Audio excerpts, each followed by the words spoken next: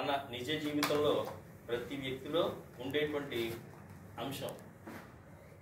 నటించిన వాడు ఎవడు? నటించిన వాళ్ళు ఎవరు కదా? భర్త ముందు భార్య, భార్య ముందు భర్త, ఆ ఇద్దరు ముందు పిల్లలు, పిల్లల ముందు భార్యాభర్తలు, వీళ్ళందరి ముందు తల్లిదండ్రులు, తల్లిదండ్రుల ముందు కోడలు, అలాగే కూతురు మామగారి ముందు, అత్తగారి ముందు. ఇట్లా అసలు నటించని వాడంటూ ప్రపంచంలో ఎవరు ఉండరు. అసలు ఆ నటన అనేది రాకపోతే వాడు మనిషి కాదు. మిగిలిన జీవులకి ఆ నటన రాదు కాబట్టి అవి జంతువులు అయిపోయాయి. ముఖ్యంగా ప్రజల ముందు రాజకీయ నాయకులు ఏదైనా ఎందుకంటే మరి అదే రాజకీయ నాయకులకి గొప్ప లక్షణం ఉంది, మనకుందా? లేదు. ఎవడైనా ఏ కులం అవనివ్వండి, ఏ మతం అవనివ్వండి, ఎవడైనా పోయాడంటే ఫస్ట్ హాజరయ్యేది అదే రాజకీయ నాయకుడు. మనం పెళ్లికి వెళ్ళి తిని వచ్చేస్తాం, కానీ వాళ్ళు పెళ్లి చావు రెండింటినీ కూడా సమంగానే. ఎందుకని? చచ్చిపోయిన వాడి ఇంట్లో కూడా 4 ఓట్లు ఉంటాయి కాబట్టి ఆ ఓట్ల గురించి అని మనం అనుకున్న వాళ్ళ సంప్రదాయం మీరు అబ్జర్వ్ చేయండి. నిజంగా వెళ్ళిపోయి ఆచార వ్యవహారాలకు ఎక్కువగా ఉన్నటువంటి వ్యక్తులైతే 4 సార్లు 5 సార్లు రోజులో డ్రెస్సులు మార్చాలి. ఎందుకని? ఒక చోట పోయినవాడు లేదా ఇంకో చోటకి పోయిన వాడిని వాళ్ళని పరామర్శించడానికి వెళ్ళినవాడు 10వ రోజు లోపే వెళ్ళినవాడు. ఇవన్నీ చూసుకుంటే మన ఆచారాల ప్రకారం స్నానాలు చేయాలి, వాడు మళ్ళీ డ్రెస్ మార్చాలి, అదే గంజి ఇస్త్రీ పెట్టాలి. ఎన్ని కష్టాలండి! అన్ని కష్టాలు వాళ్ళు చిరునవ్వుతో అక్కడికి వచ్చి వాళ్ళు ఇవన్నీ చేస్తున్నారంటే really politicians are so great. Sir మీరు అన్నది కరెక్టే కానీ నగ్గేకి రావట్లేదేంటి? ఇంకా అక్కర్లేదండి, ఎందుకంటే నెగ్గించిన కర్మ మీది, అందుకని రారు వాడు.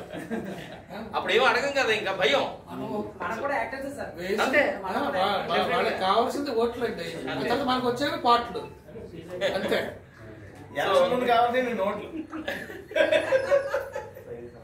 ఇక్కడ మెయిన్ కావాల్సింది ఏంటంటే, అంటే ఆర్టిస్టులుగా పెద్దవాళ్ళం ఉన్నాము, చాలా మంది కుర్రాళ్ళు యంగ్స్టర్స్ ఈరోజు చాలా చాలా గొప్ప గొప్ప ఫిల్మ్స్ తీస్తున్నారు. సో ఆ తీసేటువంటి వ్యక్తులకి మనలాంటి వాళ్ళు క్యారెక్టర్ ఆర్టిస్టులుగా డెఫినెట్గా ఉపయోగపడతాం. అంటే మాక్సిమం ఎక్కువ మంది పెద్దవాళ్ళు ఉన్నాం కాబట్టి చెప్తున్నాం. బట్ ఏదైనా సరే సార్ ఒక్కొక్క రసం గురించి చెప్పండి, చెబితే దాన్ని సరదాగా మనం ప్లే చేద్దాం. ఏదో ఇక్కడ అక్కర్లేదు, అక్కర్లేదు, మీరు చెప్పింది బాగుంది, చెప్పండి. ఆవిడ నాట్యంతో మిళితం చేసినటువంటి ఇది మనది.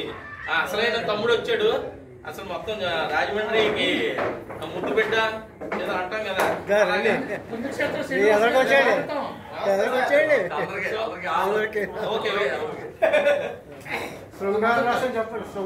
ముందే శృంగారం అయితే మీరు భరించలేరు.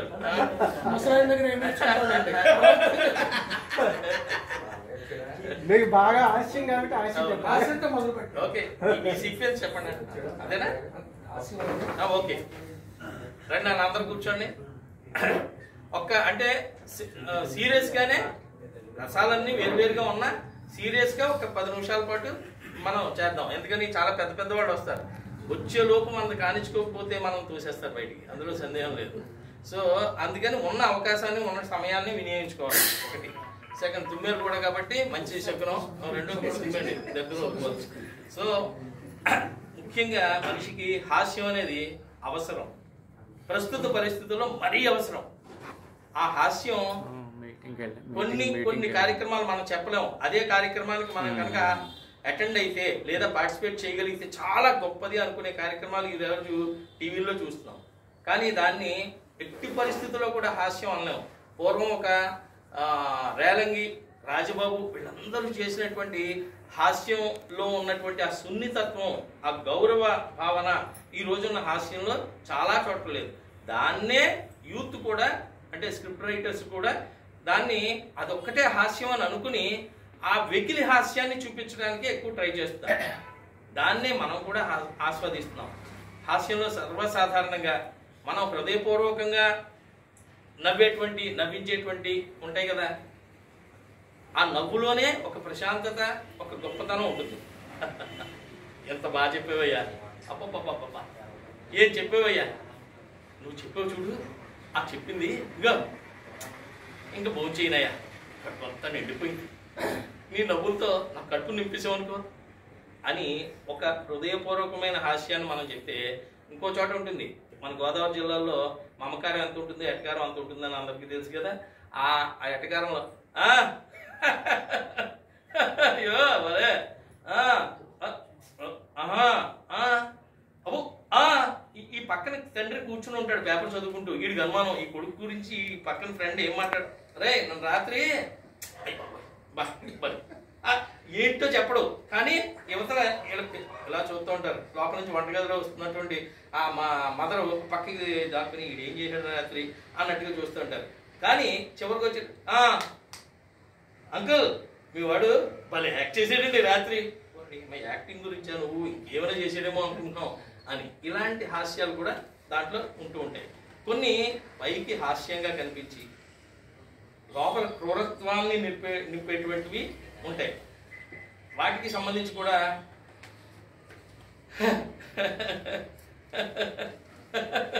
అని దీనికే మనం ఒక జోక్ కూడా చెప్పుకోవచ్చు. ఎందుకంటే జోక్ ద్వారా అయితే బాగా మీకు ఆ ఫన్ క్రియేట్ అవుతుంది. ఇప్పుడు వెళ్ళిపోతుంటే దాన్ని ఒక అరుగు మీద సుబ్బారావు గారు కూర్చున్నారు, అప్పారావు వెళ్ళిపోతున్నాడు.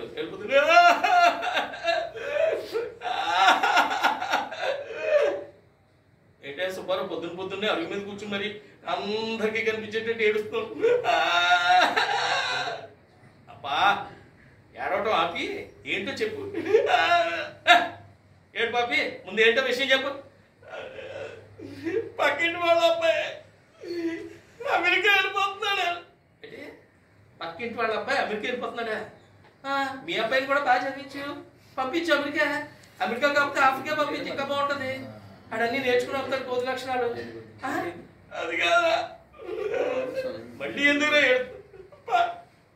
ఇంటి వాళ్ళు ఇల్లు మీద ఇల్లు కట్టేస్తున్నా. ఏంటే ఇల్లు మీద ఇల్లు కట్టేస్తున్నారా?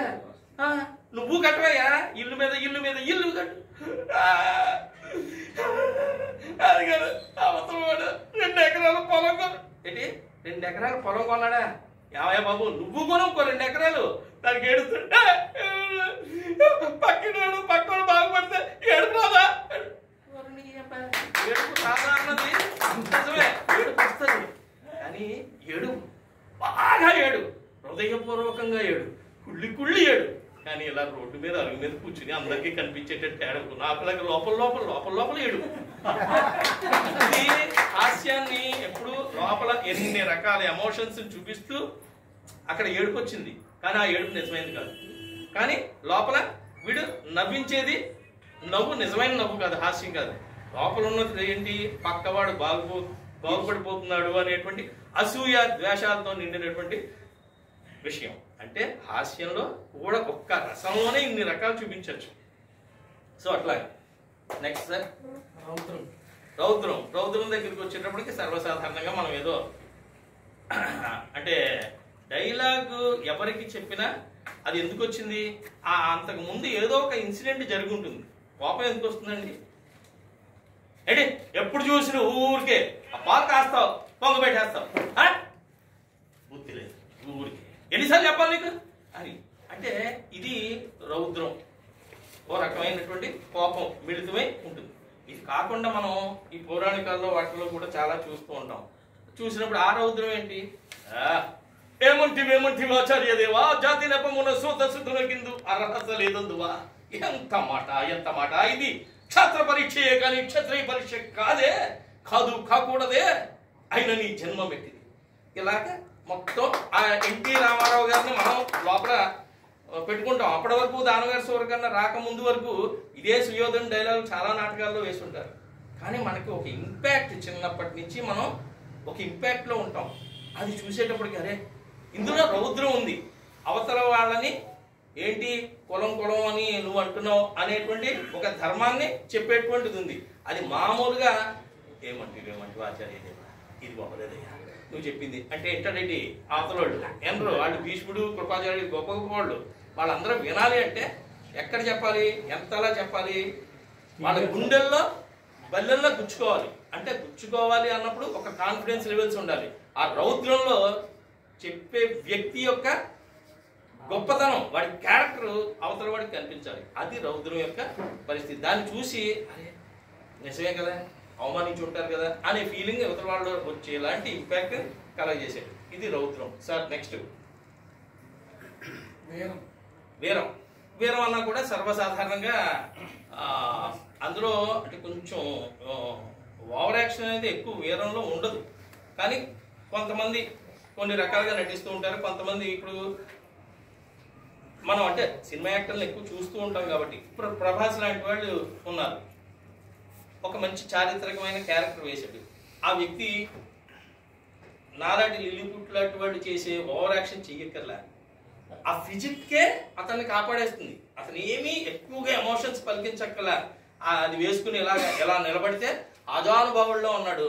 ఉండేటప్పటికి ఒక్కసారిగా ఆ వీరత్వం ఏంటో కత్తి పట్టుకుని ఎలా ఉంటే కనిపించింది మనకి ఎక్కడ కనిపించింది? సపోజ్ బాహుబలి లాంటివి తీసుకున్నా మనకి ట్రెండ్ దాంట్లో చూస్తే అందరూ ఇద్దరు కూడా విపరీతంగా కొట్టేసుకోరు, కలపడిపోయి కొట్టేసుకోరు. కానీ అక్కడ జరిగేది వాళ్ళ ఎమోషన్స్ని, వాళ్ళ యొక్క ఫేషియల్ ఎక్స్ప్రెషన్స్ని, వాళ్ళ బాడీ లాంగ్వేజ్ని చాలా స్టబర్న్గా చూపించినటువంటి వ్యక్తిగా రాజమౌళిని అప్రిషియేట్ చేయొచ్చు.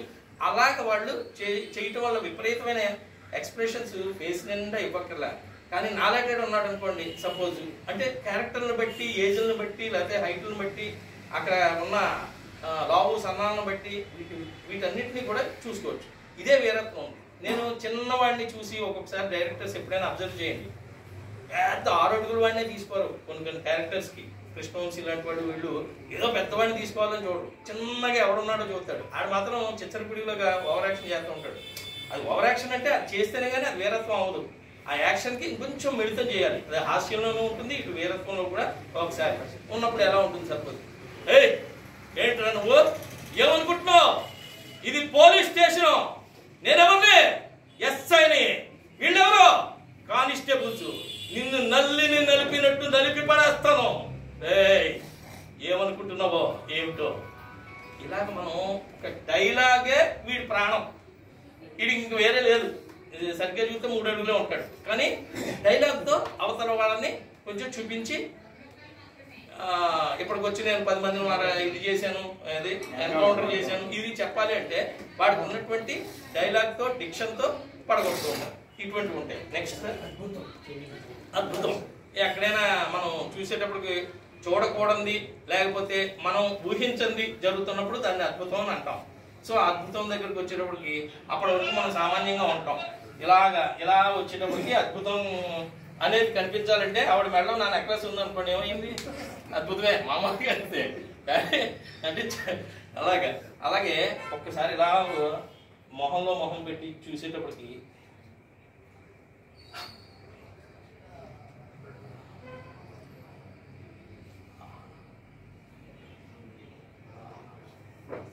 ఏమైంది?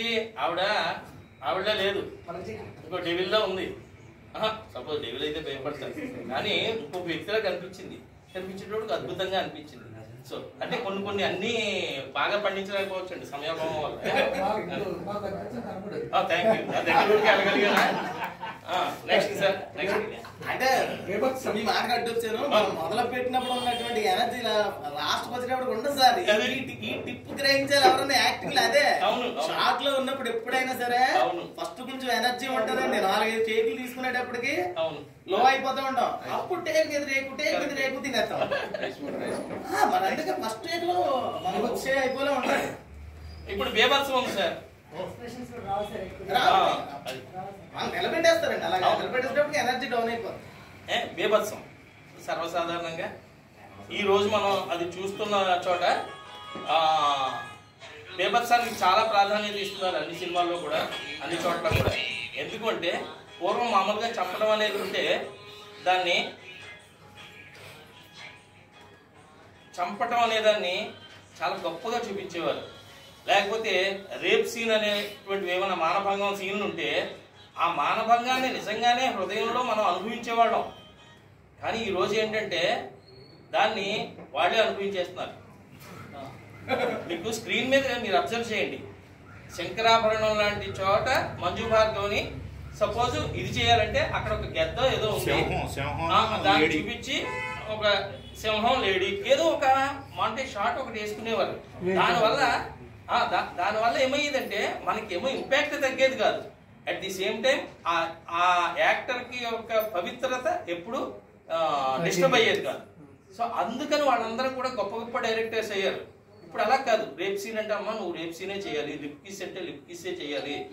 అందులోనూ మళ్ళీ 100 టేకులు తీసుకునే యాక్టర్లే పెడతారు కదా.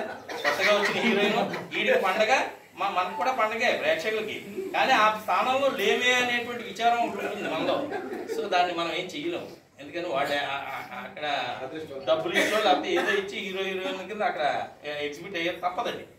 అంటే ఇక్కడికి వచ్చేసరికి బీభత్సం అనే దగ్గరికి వచ్చేటప్పటికి రీసెంట్గా వచ్చినటువంటి యానిమల్ సినిమాలో లాస్ట్ క్లైమాక్స్ దగ్గరికి వస్తే లాస్ట్ బిట్ ఒకటి ఉంది. ఆ బిట్ని మనందరికీ డైరెక్టర్ మీద విపరీతమైన కోపం వచ్చింది, కానీ ఏమీ చేయలేని పరిస్థితి. ఎందుకంటే సొసైటీకి విపరీతమైనటువంటి నెగిటివ్ ఇంపాక్ట్ ఇస్తుంది అన్నది మాత్రం డౌటే లేదు. ఇప్పుడు రోజు మనం బ్లేడ్ బ్యాచ్ అంటున్నాం, ఇంకోటి అంటున్నాం, లేకపోతే చైన్ స్నాచర్స్ వీళ్ళందరూ ఉన్నారు. సో వీళ్ళందరికీ ఎక్కడ ఇంపాక్ట్ అవుతున్నారు? సినిమాల్లోనే అవుతున్నారు. ఒక్కసారిగా ఇలాగ ఉన్నటువంటి వ్యక్తిని ఇలా ఉన్నటువంటి వ్యక్తిని అని ఆ శవం మీదో లేకపోతే మనిషి మీదో వాడు కూర్చుని సిగరెట్ తాగటం అనే దాన్ని ఈరోజు ఎంతమంది అడాప్ట్ చేసుకుని బయట జరగవో చెప్పండి. అన్డౌటెడ్లీ జరుగుతాయి. అటువంటి డైరెక్టర్ కలెక్షన్స్ లో గొప్పవాడు అవ్వచ్చు, కానీ అదే చూపించాల్సిన అవసరం లేదు కదా. దానికి ఇంక లేదా, ఇంకో చోట లేదా? అక్కడే ఎక్స్ప్రెషన్స్ పెట్టాడు. ఎవడివి? వాడి అసిస్టెంట్ బాబీ డియోలో సన్నిహితుడు ఎవడో ఫ్రెండ్ ఉన్నాడు. ఫస్ట్ నుంచి లాస్ట్ వరకు ఆ క్యారెక్టర్ కి అతను ఉన్నాడు. ముసలి వయసులోనూ కొంచెం ఏజ్ ఇది. ఆ క్యారెక్టర్ చేత ఇంకా చెప్పించుకోవచ్చు. వాడే భయపడిపోయి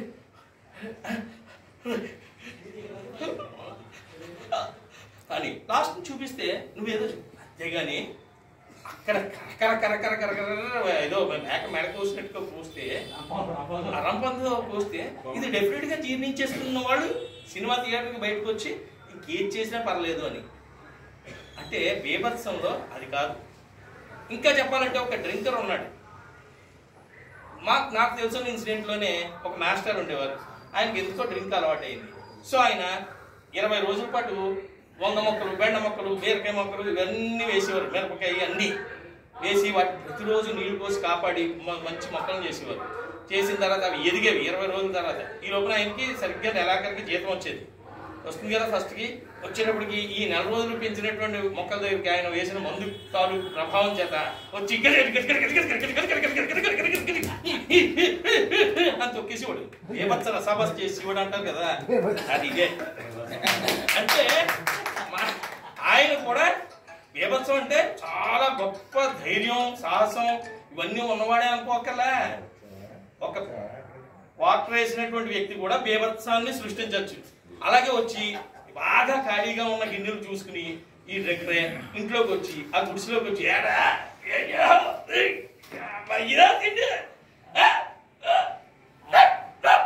అని కొట్టుకుంటాడు.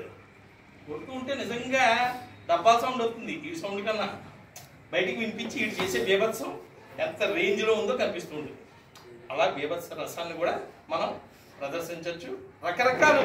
ఇక్కడ ఏంటంటే సార్, ఒక యాక్టర్ ఏ రకంగా వాడి యొక్క పరిధిని దృష్టిలో పెట్టుకుని నటిస్తాడో అది రక్తి కడితే అది హిట్ అయినట్టు. అన్ని క్యారెక్టర్లు నాకు రావుగా. నాకు మా తమ్ముడు పుణ్యక్షేత్రం శ్రీనివాస్ హైట్ క్యారెక్టర్ ఆర్టిస్ట్కి అయితే ఒక రావు రమేష్ లాగా అలా ఉంటాడని నేను ఊహిస్తాను. ఆ క్యారెక్టర్ నాకు రాకపోవచ్చు. నా క్యారెక్టర్ అతను చేయగలడేమో. ఇది కామెడీ క్యారెక్టర్ని అతను చేయగలగచ్చు, కానీ అతని క్యారెక్టర్ నేను నా డైలాగుతోటో లేకపోతే డైరెక్టర్కి ఉన్న గొప్ప దృష్టితో, అతనికి కొన్ని దృష్టిలు ఉంటాయి. నాకు పలానా బాబీ డియోలే కావాలి ఆ క్యారెక్టర్కి అని ఎన్నుకున్నట్టు. అది గొప్ప విషయం. డైరెక్టర్ని ఎందుకు ఎన్నుకున్నాడు? ఎక్కడో చూశాడు, అతని కమిట్మెంట్ చూశాడు, అతని మేనరిజం చూశాడు, నా క్యారెక్టర్కి ఇలా ఉండాలి అని అనుకున్నాడు. సో న్యాచురల్గా పండించాడు. అలాగా ఇక నెక్స్ట్ కరుణరసం. సర్వసాధారణంగా కరుణరసానికి సంబంధించి నాటకాల దగ్గరికి వచ్చేటప్పటికి బాగా ఎక్కువ ప్రదర్శిస్తేనే కానీ అవతల లాస్ట్లో ఉన్నటువంటి వ్యక్తి కనిపించదు. అదే కనుక మనం ఫిల్మ్స్కి, షార్ట్ ఫిల్మ్స్కి వెళితే స్క్రీన్ మీదకి వచ్చేటప్పటికి కరుణరసాన్ని ఎంత తక్కువలో చూపిస్తే అది అంత బాగా పండుతుంది. ఇప్పుడు నాకు కానీ, ఆంజనేయులు గారు కానీ, ఇంకొక ఇద్దరు రాంబాబు గారు కానీ ఇలాంటి వ్యక్తులు మేము కరుణరసాన్ని కొంచెం ఎక్కువగా పలికిస్తాం.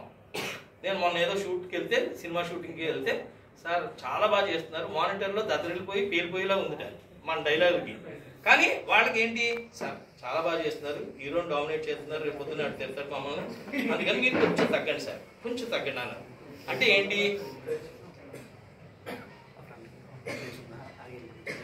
కళ్ళ నీళ్లు రావు ఆయన చెప్పినట్టుగా, కన్నీళ్లు రాకూడదు కానీ వచ్చినట్టుగా కొంచెం ఉండాలి, విపరీతంగా ఏడవకూడదు. ఏడుపుది వేరు, ఆ రసం ఇంకా మామూలు చెప్పలేం, బలగంలో ఏడ్చినట్టే ఏడవాలి, అది వేరు. సో ఇక్కడికి వచ్చేటప్పుడు కరుణ రసం దగ్గరికి వచ్చేటప్పుడు అబద్ధాల వాళ్ళకి కన్నీళ్లు తెప్పించాలి, విచిత్రం. మనం మాత్రం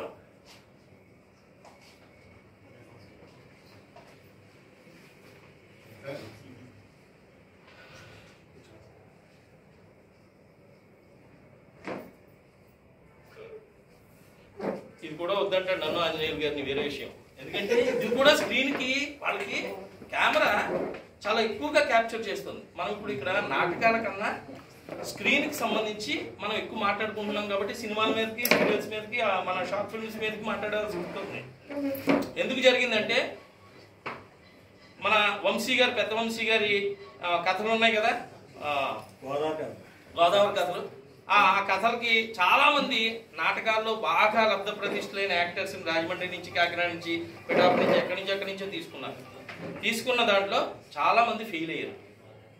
ఎందుకు ఫెయిల్ అయ్యారు అంటే వాళ్ళు ఆ కెమెరా ఆన్ అయ్యేటప్పటికి వీళ్ళు చెప్పలేకపోయేవారు, మళ్ళీ కట్.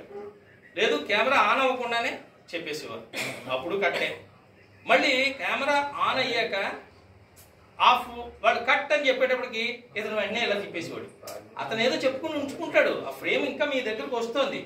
ఇవి మినిమము అవి థియేటర్లో వాళ్ళు నంది నాటకాల్లో అవార్డులు తీసుకున్నటువంటి వ్యక్తులు కూడా అక్కడ ఫెయిల్ అయ్యారు పసలపూడి కథలకి. అదే కొంచెం అది తక్కువ, మనకి ఈ టైపు విజువల్ నటన ఎక్కువ. అందుకని మనం వెళ్ళినప్పుడు వాడు నడవండి అంటే ఇలాగేదో నడుచుకుంటూ వెళ్ళేవాళ్ళం. ఓకే, మా ఇటు కేసు చూడండి, ఏవో మూమెంట్స్ ఉంటాయి, మనవన్నీ ఉంటాయి కదా డైరెక్షన్లో. సపోజ్ అటువంటివన్నీ చూపించేటప్పటికి అలా ఫాలో అయిపోతే ఆ సురేవ్ గారు బాగా చేశారు. మనం 40 ఏళ్ళ నుంచి ఆయన నాటకాలు వేస్తున్నారు. మనం నాటకాల్లో చిన్న చిన్నవి ఏవో కొన్ని వేసాం, కానీ ఈ చిన్నది ఏముందో అది పట్టుకున్నాం.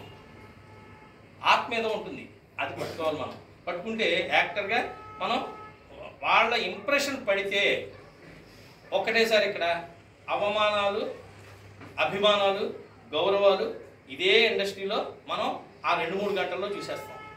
నేను ఫస్ట్ సంజయ్ పట్టుకు వెళ్ళినప్పుడు అదే లొకేషన్కి ఎవడాడు, రాజమండ్రి వాడా, రమణ అక్కడికి వచ్చేమను, వాడ స్కూల్ బ్రిడ్జ్ దగ్గరికి వచ్చేమని అన్నారు. అంటే నాకు వినిపిస్తున్నాయి, ఫోన్లో వినిపిస్తున్నాయి. సరే వెళ్ళాం కదా, కమిట్ అయ్యాం కదా అని వెళ్ళిన తర్వాత అక్కడికి వెళ్ళిన తర్వాత పలానా ఏమండి అర్జున్ ఉన్నాడండి, అసిస్టెంట్ డైరెక్టర్ అర్జున్ ఆ పక్కనే ఉన్నాడు, ఏమో తెలియదు అంటున్నాడు. ఎవడు మేకప్ వేసే చిన్న అసిస్టెంట్ మనల్ని నాకు తెలియదు అంటున్నాడు. వాడు కాలు మీద కాలు వేసి కూర్చున్నాడు, మనం కుర్చీ ఇవ్వట్లే, మనం అటు ఇటు చూస్తున్నాం. ఆ బ్యాగ్ ఎలా పెట్టుకున్నాం, ఏదో ఎర్ర బస్ ఎక్కువ వచ్చాడు, ఇది ఎర్రుడు కదా, ఇక రాజమండ్రి వాడు కదా, మహా ఎర్రుళ్ళు, డబ్బులు తీసుకోకుండా చేస్తూ ఉంటాం. సో అందుకని అని అనుకుని దీనివల్ల ఏమైపోయిందంటే మహా వెరు పుష్పాల్లో చూసాడు. చూసిన తర్వాత జరిగింది ఏంటి, వచ్చాం డైరెక్టర్ ఏమో ఆడు ఈడు అని ఏదో సపోజ్ అతని సంబోధనలో సినిమాలో సంస్కృతాన్ని వాడినంతగా ఇంకెక్కడ వాడారు. సో అలాగా వాడారు, అయిపోయింది. అంతా జరిగిన తర్వాత అసలు నన్ను సెలెక్ట్ చేసినటువంటి ఇక్కడ ఆడిషన్ తీసుకున్నటువంటి వ్యక్తి వచ్చి కొంచెం వాడికి తెలిసి ఇక్కడ చూసాడు, ఆడిషన్లో కొంచెం గౌరవించి, సార్ సురేవ్ గారు 1 గంట అండి, ఇంకొక ఆర్టిస్ట్ రావాలండి, అది ఇదే అంటే సరే సార్ అంటే, ఏమండి ఈయన రాజమండ్రి నుంచి వచ్చిన ఆర్టిస్ట్ అండి అంటే వెంటనే చెప్పాను కదా, కొంచెం అడ్రస్, ఈ సీరియల్ ఈ సినిమా అయిపోతే అడ్రస్ లేని వ్యక్తి వెంటనే ప్లేస్ ఇచ్చాడు. కూర్చున్న తర్వాత వాళ్ళు అలాగా చూస్తున్నారు, మనం ఏమో అబ్జర్వ్ చేస్తున్నాం అంతే. సీన్ దగ్గరకు వచ్చేటప్పటికి 400 మంది చుట్టూ పబ్లిక్ ఉన్నారు, ఊరు వాళ్ళు. ఆ మధ్యలో హీరో నాకు సన్నివేశం. అటువంటి సన్నివేశంలో 5 నిమిషాల ముందు డైలాగ్ ఇచ్చి, అంత ముందు ఇవ్వలేదు, 5 నిమిషాల ముందు ఇచ్చి మనకి ఆడికి 6 నెలల ముందు ఇస్తారు ఎవరికి, హీరోకి. కానీ మనకి 5 నిమిషాల ముందు ఇచ్చి ఆయన చూడమను, ఇక 2 ముక్కలు ఉన్నాయి, ఆ 2 ముక్కల్లో ఇంకో ఈ ముక్క ఏ ముక్కని ఆడు సరిగ్గా తినగలడు అనేది చూద్దాం అనేసి ఒకటి ప్రాక్టీస్ అవ్వమన్నారు. కాబోబా ఏదో కొంత అనుభవాల్లో చేసాం. అయిపోయింది సార్ అన్నాం. చిన్న కుర్రాడు మనకు చెప్తున్నాడు డైరెక్షన్, సార్ అలా కాదు సార్, ఇలా చెప్పండి సార్. ఒరే గోదావరి జిల్లాలో పుట్టిపేరి సచివుడిని నాకు చెప్తాడు రా, మనసులో ఉన్నా మనం ఏమో అనుకోలేక హైదరాబాద్ నుంచి వచ్చిన వాడిని గౌరవించి సరే బాబు అన్నాం. అయిపోయిన తర్వాత కట్ చేస్తే అతను ఇంకొక ఆర్టిస్ట్ రావాలి, అదృష్టాలు దురదృష్టాలు అన్నీ ఇక్కడే కలిసి వస్తాయి అంటాను కదా, అవమానాలు ఇవి అంతే. ఇంకో ఆర్టిస్ట్ రావాలి, వచ్చేటప్పటికి అతను ఎక్కడో పాపం పిఠాపురంలో ఉన్నాడు ఒక ఆయన, ఏదో అనవసరం, ఆయన రావట్లేదు, ఇంకా రావట్లేదు. హీరో గారు వచ్చేసారు. హీరో గారు వచ్చినంటే ఆయన వచ్చపోసుకునే లోపు టక్కని ఆ క్యారెక్టర్ అవతల వాడిది చేంజ్ చేయాలి. ఎందుకని హీరో గారికి ఆ ఎలివేషన్ ఇవ్వకపోతే అతనే ప్రొడ్యూస్ ఈ మధ్య కాలంలో. సో అందుకని మళ్ళీ లేచిపోవచ్చు. ఇలాంటి సందర్భాల్లో హీరో కాంబినేషన్లో ఒక డైలాగ్ అన్నది 2 డైలాగులు వచ్చా రెండోది కూడా చదవమనండి అన్నారు. అన్న తర్వాత ఒకటి చెప్పేసాడు సార్. ఆయన చెప్పాడా, డైరెక్టర్ దగ్గర గౌరవం ఎలా పెరుగుతుందన్న చెప్తున్నా స్టెప్ బై స్టెప్. రేపు మనందరం నేర్చుకోవాల్సింది అదే, సహనం, ఓర్పు, ఇవన్నీ ఉండాలి అక్కడ. 50 ఏళ్ళు దాటినటువంటి వ్యక్తి వచ్చాడు, ఏం మాట్లాడలేదండి, ఎర్రోళ్ళగా ఇది ఏమేమి చేస్తాడా లేదా అని అనుకుంటున్నారు. అనుకున్న తర్వాత అక్కడికి వచ్చాడు. ఒక డైలాగ్ కాదు 2 డైలాగులు ఇచ్చారు. ఆర్టిస్ట్ రాకపోవడం వల్ల, లేట్ అవ్వడం వల్ల. ఇది మన అదృష్టం. 2 పబ్లిక్లో జరగాల్సింది. డైరెక్టర్ ఒకటే ఊహించుకున్నాడు, ఆడు రాసుకున్నదే చెప్పాలని. కానీ మనం ఏం చేసాం, కన్విన్స్ చేసి అక్కడ ఏదో చెప్పాల్సినటువంటి ఒక డైలాగ్కి, ఏమండి గోదావరి జిల్లాలంటే ఎటకారంతో నిండిపోయినండి అని రాసుకున్నాడు. ఎటకారం ఒకటే నెట్ మాకు ఇక్కడ, మమకారంతో కూడా మనుషులు ఉన్నారు. ఒకప్పుడు గోదావరి జిల్లాలంటే చుట్టూ పెరిగిన కొబ్బరి చెట్లు, పచ్చని పొలాలు, ఎటకారం, మమకారంతో కూడిన మనుషులు ఉండేవారండి. కానీ ఇప్పుడు కులం పేరు చెప్పి గొడవలు పెట్టుకునే మనుషులు ఎక్కువైపోయారండి. ఈ పరిస్థితి ఎప్పుడు పోతుందో, ఎలా పోతుందో, ఎవడి వల్ల పోతుందో తెలియదండి. ఎవడి వల్ల పోతుందో తెలియదండి అని అన్నాను. ఎవడి వల్ల ఆ డైరెక్టర్ ఇంట్రడక్షన్ సీన్ నన్ను కట్ చేసి తప్పకుండా నేను వేసుకున్నాను. ఒకటి తెలివితేటలు అక్కడికక్కడ ఇంప్రూవైజ్ చేసాం. చేసిన దాన్ని డైరెక్టర్ అప్రిషియేట్ చేశాను. వెంటనే దగ్గరకు వచ్చి భుజం మీద చేసి చాలా బాగుంది అన్నాడు. చాలా బాగుంది అన్న తర్వాత అక్కడ పేమెంట్ ఇవ్వకపోయినా ఆనందంగా వచ్చేసి గోదావరి జిల్లాలో నెక్స్ట్ ఏం చేశారు ఇప్పుడు? బోర్డు చేశారు.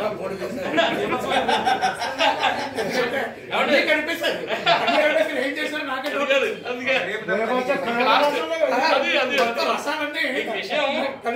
అనుభవం నుంచి వచ్చే పాఠాలు. అవును సార్, అవును సార్.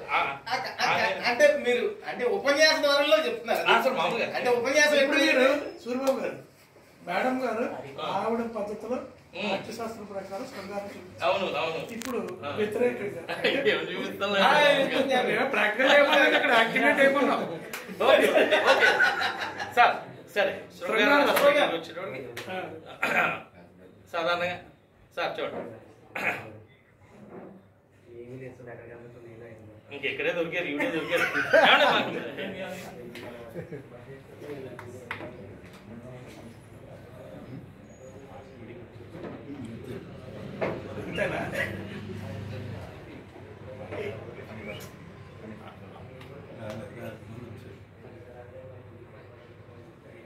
ఇలాగేదో చేయొచ్చు, ఇక్కడ కొద్దిగా మిస్ అయినట్టు అనిపించలేదు మీకు చాలా కదండి. అంటే చాలా మిస్ అయ్యారు. అదే అది కాదు సార్, వాళ్ళు రసాస్వాదన పొందలేదు. బ్రహ్మానందం గారిని చూసినట్టుగా థ్యాంక్ యూ. ఆల్రెడీ ఇస్తాం సార్ రాజమండ్రి బ్రహ్మానందం అని. ఇప్పుడు ఇక్కడ ఒకటి సార్, భాస్కర్ గారు నమస్కారం. అంటే పెద్ద పెద్ద వాళ్ళు ఉన్నారని తెలియకుండా రియాక్షన్లు చేసామనుకోండి, తర్వాత ఎంత అయిపోతామని నమస్కారం పెట్టేస్తాను. భయానకం చేస్తారా? అన్నీ కరుణ అయింది, శాంతమా సైలెంట్ గా ఉండడమే శాంతం. అవును. సర్వసాధారణంగా శాంతానికి నిజంగా కూడా మిగిలిన రసాలు బాగా చేయొచ్చు, అంటే తక్కువ సమయం తీసుకుని చేయొచ్చేమో. కానీ శాంతం అనేది రావాలి అని అంటే ఒక్కొక్కసారి వాళ్ళు మార్చమని చెప్తూ ఉంటారు.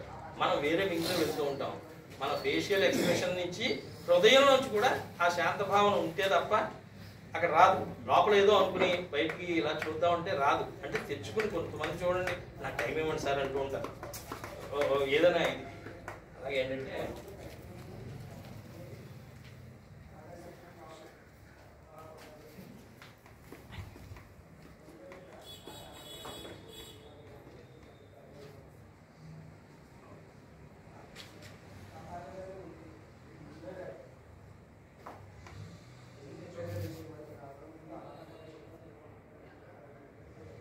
ఇది అంటే రకరకాల క్యారెక్టర్స్ చేసేటప్పుడు సర్వసాధారణంగా వాళ్ళు చేసేటువంటి ప్రయత్నం. సరే వీలున్నంత మట్టుకి మన అందరి సభ్యుల మధ్య సరదాగా చేసుకోవడం అనేది, సరదాతో పాటుగా అండ్ యాక్టర్ ప్రిపేర్స్ అని చాలా పెద్ద పెద్ద వాళ్ళు పుస్తకాలు రాశారు, గొప్ప గొప్ప వాళ్ళు.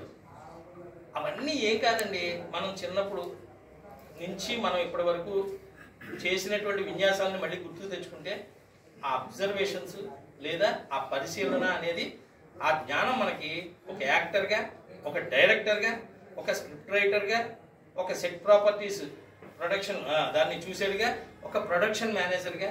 ఇప్పుడు ఈ అవమానాలు ఇవన్నీ ఉన్నాయి. వెళ్ళిన తర్వాత అన్నీ చూశారు, తర్వాత టీ తీసుకొచ్చి ఇచ్చారు వాళ్ళే, లేకపోతే అక్కడ ఉంది సార్ చెయ్యండి అన్నారు అని అంటే దీస్ ఆర్ ఆల్ మన యొక్క అల్టిమేట్గా మీకు శుభలేఖ సుధాకర్ లాంటి వ్యక్తిని మీరు దృష్టిలో కూడా పెట్టుకోండి. Very senior most actor.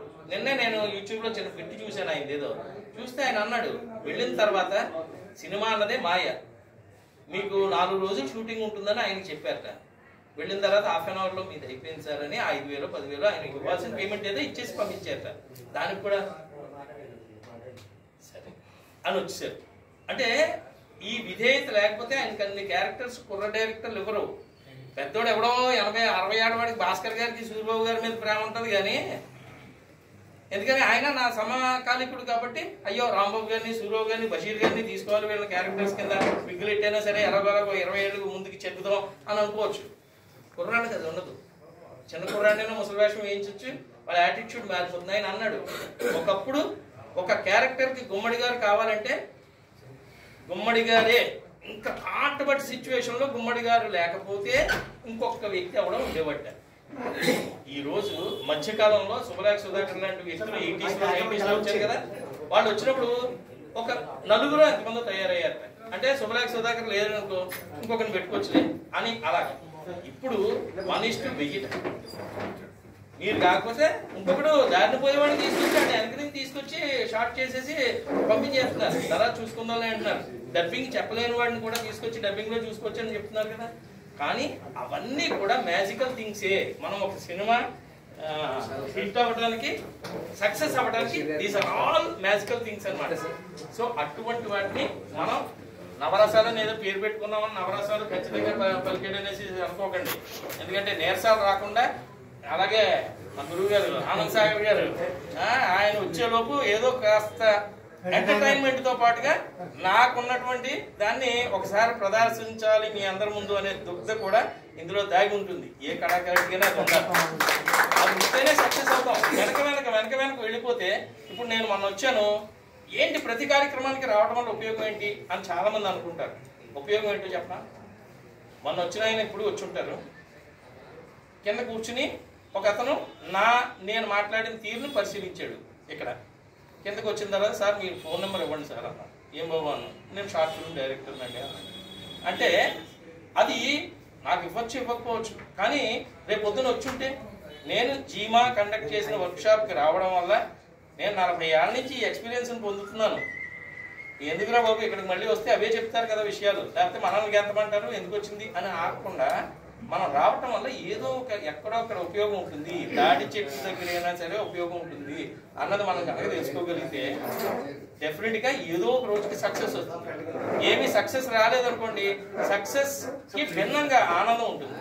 మన ఆత్మసంతృప్తిని మించినటువంటి ఆనందం సక్సెస్ ఇంకోటి ఉంటుందా? అదే నేను కోరుకుంటూ ఉంటాను. కాబట్టి రెగ్యులర్ గా ఏది ఉన్న సమయాన్ని వీలు చేసుకుని వస్తూ ఉంటాను. ఈ సందర్భంగా అందరికీ కూడా పేరు పేరున ధన్యవాదాలు. జీమా మన కుటుంబం ఈరోజు చాలా మంది ఇందులోంచి అవకాశాలు పొందుతున్న వాళ్ళు ఉన్నారు. అలాగే మంచి క్యారెక్టర్స్ వేస్తున్న వాళ్ళు ఉన్నారు. డైరెక్టర్స్ గా కూడా వాళ్ళు ఒక యాక్టర్ గా వచ్చి డైరెక్టర్ గా ఎదిగిన వాడు, స్క్రిప్ట్ రైటర్ గా వచ్చి యాక్టర్ గా మారిన వాడు, ఇలా చాలా మంది ఉన్నారు. కాబట్టి జీమా అనేది ఎప్పటికీ కూడా మా మాతృ సంస్థే. మేము ఎంత ఎత్తు ఎదిగినా, ఎవరు ఎంత ఎత్తు ఎదిగినా దాన్ని మాత్రం పూల్ చేయకుండా ఆ జీమాని నిలబెట్టేటువంటి బాధ్యత మనందరి మీద ఉంది. అలాగే కొత్త వాళ్ళు ఎవరైనా ఉత్సాహవంతులు వాళ్ళు ఉంటే వాళ్ళందరినీ కూడా తీసుకొచ్చి ఈ జీమాలో సభ్యులుగా చేర్చండి. ఎక్కడ ఏది ఎవరికి మన వల్ల అవసరం అవుతుందో, మనం ఉపయోగపడతామో, మనకి వాళ్ళు ఉపయోగపడతారో ఎవరికి తెలియదు. ఇది సినీ మాయ. కాబట్టి ఆ సినీ మాయలో రకరకాలు మనకి అడ్వాంటేజెస్ ఉంటాయి, డిసడ్వాంటేజెస్ ఉంటాయి. కానీ ఎప్పుడు బీ పాజిటివ్ అనే విధంగా పాజిటివ్గా వెళ్దాం, నెగిటివిటీని పక్కన పెడదాం. ఏమండి ఓన్లీ నటనలోనే మన హావభావాలన్నీ కుళ్ళు కుసిద్ధం ఈర్ష్య ద్వేషాలు కొట్టుకోవడాలు పౌరుషాలు మాటలు మాట్లాడకపోవడాలు రాకపోవడాలు మానేయడాలు ఆయన పిలవలేదని అండాలు ఈయనే పిలిచారని అండాలు ఇవన్నీ పక్క తీసేద్దాం. చాలా స్నేహపూర్వకమైనటువంటి వాతావరణంలో మనం ఉంటే అది ఓన్లీ యాక్టింగ్ ఉండాలి.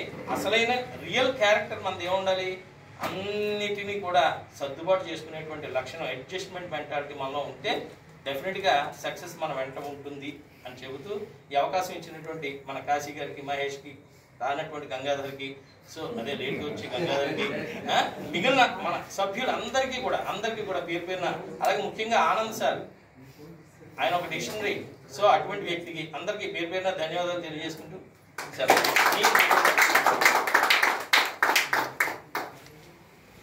ధన్యవాదాలు సూరిబాబు గారు. ఆనంద్ సాగర్ గారు వచ్చేటటువంటి సమయాన్ని మీరు చక్కగా సద్వినియోగం చేసుకుంటారు.